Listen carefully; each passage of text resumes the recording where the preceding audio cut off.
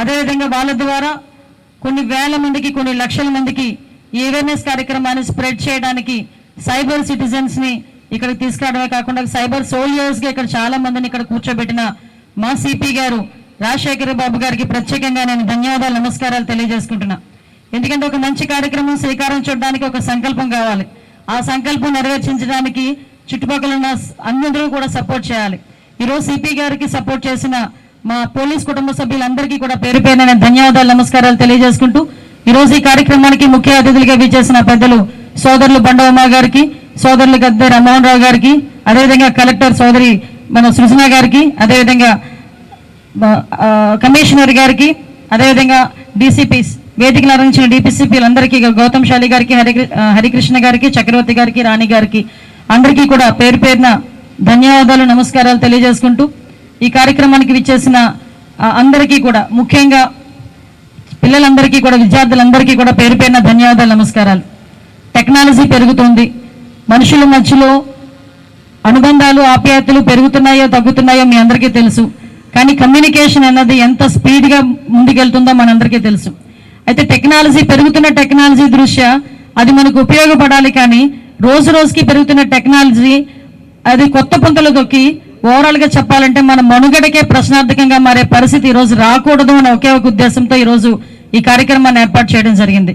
ఒకసారి హోమ్ మినిస్టర్గా బాధ్యతలు తీసుకున్న తర్వాత ఈ సైబర్ క్రైమ్ గురించి చూస్తూ ఉంటే సుమారుగా ఈ 4 నెలల్లో దగ్గర 1730 కోట్ల రూపాయలు ఓన్లీ సైబర్ క్రైమ్లోనే చేతులు మారిని పోయినాయి అనే సంగతి తెలిస్తే నిజంగా ఆశ్చర్యం అనిపించింది. 4 months గ్యాప్లోనే మొత్తం ఇండియా లెవెల్లో.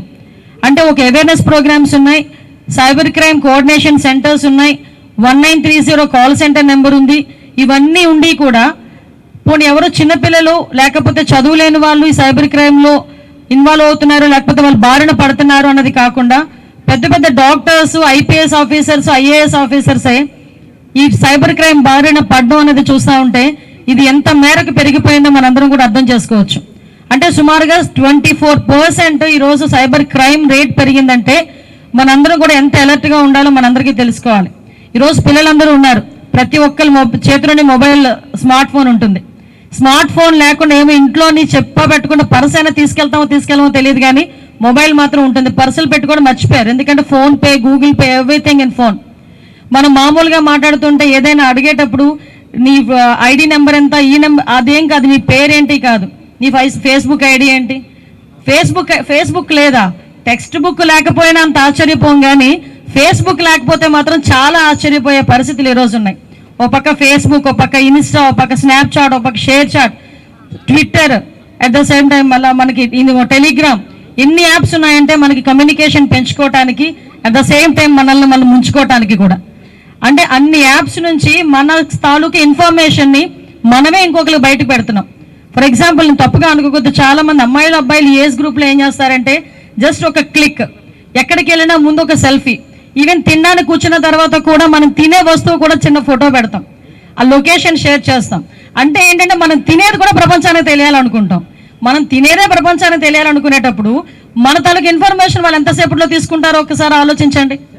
అంటే ఈవెన్ నిన్న నేను మా వాళ్ళతో మాట్లాడుతున్నప్పుడు చెప్తున్నారు, పిల్లలందరూ చాలా అలవాటు ఏంటంటే జస్ట్ ఈ ఫింగర్స్ ఇలా పెట్టి క్లిక్ చేసుకుంటారు. ఈవెన్ మన ఫింగర్ ప్రింట్ సంబంధించిన దీని రేఖల్ని కూడా వాళ్ళ ఐడెంటిఫికేషన్ చేసుకున్నంత జూమ్ చేసి దాని నుంచి కూడా మన తాలూకా మొత్తం బయోడేటాని అంతటిని పక్కకు తీసే పరిస్థితి. అంటే ఇది చెప్పుకోవడానికో వినడానికో కొంచెం జోయల్గా ఉండొచ్చు, అవునా ఇంతలాగా చేస్తున్నారా అని అనుకోవచ్చు, కానీ దీని ఇంపాక్ట్ ఎంత పడుతుందంటే మీలాంటి చిన్న చిన్న పిల్లలు సూసైడ్లు చేసుకునే పరిస్థితి వస్తూ ఉంది. మా దగ్గరికి చాలా కేసెస్ వస్తాయి. అమ్మాయిల ఫోటోలు ఒకసారి ఫేస్బుక్లోనే ఎక్కడో ఒకసారి మీరు అప్లోడ్ చేస్తారు, అప్లోడ్ చేసిన వెంటనే మీ ఫొటోస్ని మార్ఫింగ్ చేస్తారు.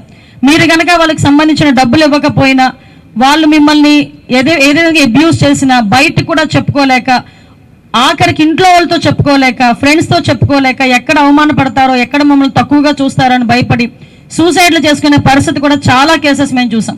ఇప్పుడే ఇందాక సిపి గారు చెప్పారు, దగ్గర పర్ డే మాకు తెలిసి ఒక 5 to 6 కేసెస్ వస్తాయండి, అంటే ఒక విజయవాడ పరిధిలో. అటువంటిది స్టేట్ లెవెల్లో ఎన్నో వస్తాయో ఒకసారి ఆలోచన చేసుకోవాలి. ముఖ్యంగా ఈ పిల్లలందరూ కూడా చదువుకునేటప్పుడు 5,000, 10,000 అవసరం అయ్యి ఈ లోన్ యాప్స్లోకి వెళ్తారు. ఈ లోన్ యాప్స్లోకి వెళ్ళి వాళ్ళు తీసుకొని ఒక చిన్న ఇన్స్టెంట్ డబ్బులు అంటారు, మాకు వస్తుంటాయి మెసేజ్లు. నాకు మొన్న ఎవడో పెట్టాడు 50 లక్షలు ఇన్స్టెంట్ లోన్ మీకు శాంక్షన్ చేశానని. అంటే వాళ్ళు ఇన్స్టెంట్ లోన్స్ అని చెప్పి మీ దగ్గర నుంచి మీరేం చేస్తారు, డబ్బులు ఉండవు, అమ్మ వాళ్ళని అడగాలంటే భయమో లేకపోతే అమ్మ వాళ్ళ దగ్గర ఉన్నాయో లేదో అని బాధో ఏంటో వాట్ ఎవర్ ఇట్ మేబీ, మనం ఈజీగా కట్టేద్దాంలే తర్వాత అని ఒక 10,000 20,000 ఎక్కువ కూడా కాదు మీరు తీసుకునేది, ఒక 10,000 20,000 అలాంటిది కూడా తిరిగి రీపేమెంట్ విషయంలో మీరు కడుతూనే ఉంటారు కానీ ఆ డబ్బులు మాత్రం తీరు. ఆ 10,000కి 30,000 కడతారు, 40,000 కడతారు కానీ ఆ అప్పు మాత్రం తీరదు. డెఫినెట్గా వాళ్ళు ఏం చేస్తారంటే ఈవెన్ ఒక క్లిక్, నిన్న మా వాళ్ళు చూపిస్తే నిజంగా ఆశ్చర్యం అనిపించింది, ఒక క్లిక్ మీ కాంటాక్ట్స్ అన్నీ కూడా వాళ్ళ చేతిలో ఉంటాయి. మీ తాలూకా పేరెంట్స్కో మీ తాలూకా రిలేటివ్స్కో వాళ్ళందరికీ కూడా మీ ఫొటోస్ మాఫ్ చేసి పెడతామని చెప్పి ఒక బీటెక్ స్టూడెంట్ ఒక అమ్మాయి నా దగ్గరికి, ఒక అమ్మాయి సూసైడ్ చేసుకుంది వైజాగ్లో లాస్ట్ ఒక 2 years బ్యాక్. ఏంటంటే ఇదే సిచ్యువేషన్. అంటే మేము ఎందుకు చెప్తున్నామంటే వాళ్ళు అలా బెదిరించి మేము మీ దగ్గర నుంచి డబ్బులు తీసుకోవటం కానీ మీ పేరెంట్స్ని బెదిరించి ఆ డబ్బులు తీసుకోవటం కానీ ఇది ఒక క్రైమ్ విపరీతంగా పెరిగింది. ఇలాంటివనే కాకుండా హనీ ట్రాప్స్ ఇవన్నీ కూడా ఒక్కొక్కటి రోజు రోజుకి టెక్నాలజీ పెరుగుతోంది. నేనేమంటానంటే ఈ రోజు ఒక మన డిపార్ట్మెంట్ వాళ్ళు ఒక మంచి ఇనిషియేషన్ తీసుకున్నారు. ఈ ఇనిషియేషన్ అన్నది ఏదో మనం కూర్చొని ఒక అవేర్నెస్ క్రియేట్ చేసాము, ఒక యాప్ క్రియేట్ చేసాము అన్నది కాకుండా, ఒక వాక్ మనం పెట్టామన్నది కాకుండా, వాట్ ఎవర్ ఇట్స్ మనం ఇప్పుడు సైబర్ సోల్జర్స్ అన్నది మనం రెడీ చేసుకుంటున్నాము. ఈ సైబర్ సోల్జర్స్లో అవేర్నెస్ పెరగాలి, అట్ ద సేమ్ టైం మన దగ్గర కూడా టెక్నికల్ సపోర్ట్ కూడా పెరగాలి.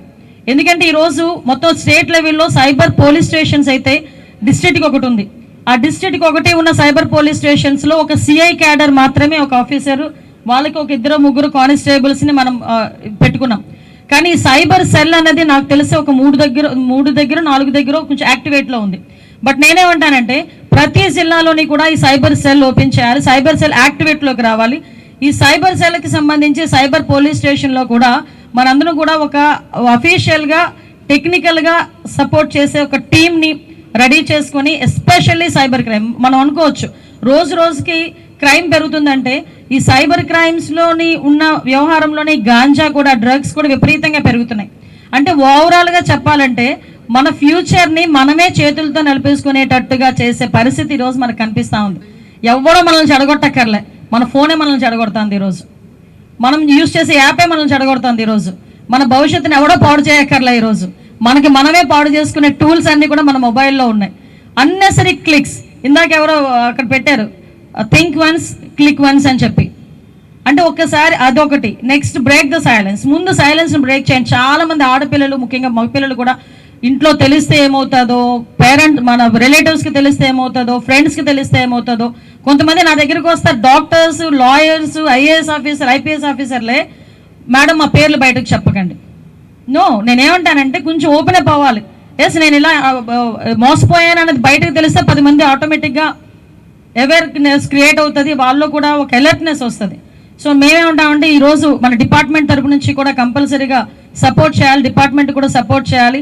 వాళ్ళకి కావాల్సింది ఇందాకే అన్నారు, మనకి central cyber crime coordination team కాదండి, ఒక state cyber crime coordination team ఏర్పాటు చేయాలండి, దానికి ఆ దిశగా ముందుకెళ్ళాలి మేడం అని చెప్పారు. డెఫినెట్గా ఆ విషయంలో మేమందరం కూడా సపోర్ట్ చేస్తాం, గవర్నమెంట్ పరంగా మీకు సపోర్ట్ చేస్తాం.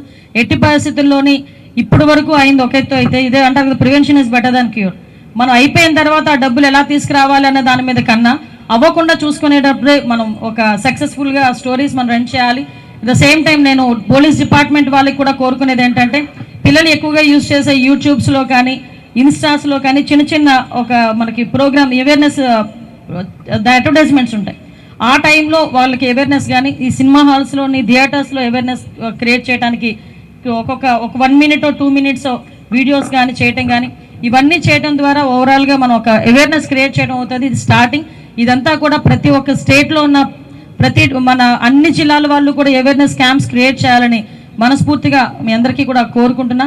ఒకటే చెప్తున్నానమ్మా, మన భవిష్యత్తు మన చేతుల్లోనే ఉంది. మన చేతుల్లో అంటే ఫోన్లో కాదు, ఫోన్లో యూజ్ చేసే యాప్స్లో ఉంది. ముఖ్యంగా ప్రతి ఒక్కరు ఆడపిల్లలు కానీ మగపిల్లలు కానీ ప్రతి ఒక్కరు మీరు మీ పేరెంట్స్ని, ఇంకొకటి కూడా చెప్పారు, ఇంట్లో హౌస్ వైఫ్స్ని కూడా వదలట్లేదు సైబర్ క్రైమ్ వాళ్ళు. ఎంత క్రియేట్ చేస్తారంటే ఫాస్ట్నెస్ దాన్ని అలర్ట్నెస్ క్రియేట్ చేస్తారు, సీరియస్నెస్ క్రియేట్ చేస్తారు.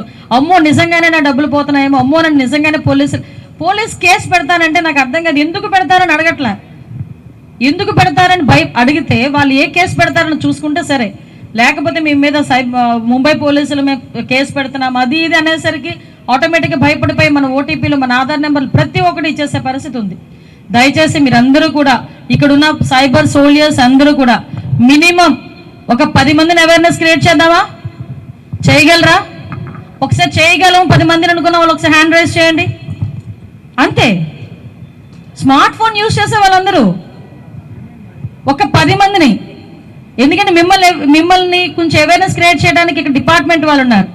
ఒక్కొక్క పర్సన్ ఒక 10 మందిని టార్గెట్ పెట్టుకోండి. ఎంతమందికి అవేర్నెస్ క్రియేట్ చేయొచ్చో మనకే అర్థమవుతుంది.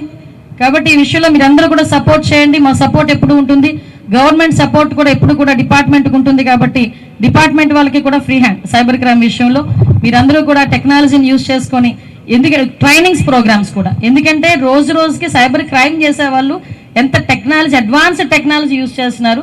దానికి అనుగుణంగానే మనం కూడా ట్రైనింగ్ ప్రోగ్రామ్స్ కూడా డిపార్ట్మెంట్ వాళ్ళకి ఇప్పించాల్సిందిగా మిమ్మల్ని అందరినీ కోరుకుంటూ, ఈ అవకాశం ఇచ్చిన మీ అందరికీ కూడా ప్రత్యేకంగా ధన్యవాదాలు తెలియజేసుకుంటూ, ఇంత ఉదయాన్నే కూడా ఎనర్జెటిక్గా ఉన్న మా పిల్లలందరికీ కూడా మరొకసారి శుభాకాంక్షలు. All the best. God bless you.